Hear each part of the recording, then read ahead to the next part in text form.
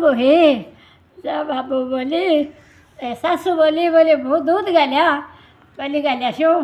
जब टोकरी में दूध डालती और बाले खिस्सा गई जा पीपड़ का लुगाई जो पीपड़ सिंचा बोले भाई थे के करो बोले भाई मैं तो पीपड़ सिंचा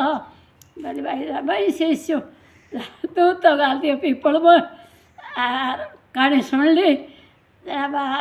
सासू बोली को आगे पूछे बोले वो पिसा ले गए बोले एक बंदा नहीं देसी बोले ये बोले हाँ जब ये एक बंदा दूध गाल बोगरी जब बंदो कहते बोले महाराज बंदा तो पिसा दो बोले भाई बारह का तो डंगल ढिंडा है पिसा तो हमारा का नाथ को दे दो एली जाके ऊपरी मेल दी जब एली जाके ऊपरी मेल दिया जब सासू बोले वो पिसा ले गए बोले पढ़ाई ऊपरी का बाद जब देखा तो हेरा पन्ना बोकड़ो धन हो रहा है जरा बोले भाई भाई गाल शो बोले भाई गालिया भाई और जो जब गाल बा गई बाप दूध तो गालिया थी दूध को पानी गालती थी पानी गालते थे बंदो बोले महाराज बात पिसा दो बोले भाई निकल ठंडा पड़े ले जा चले अरे वो भी मेल दिया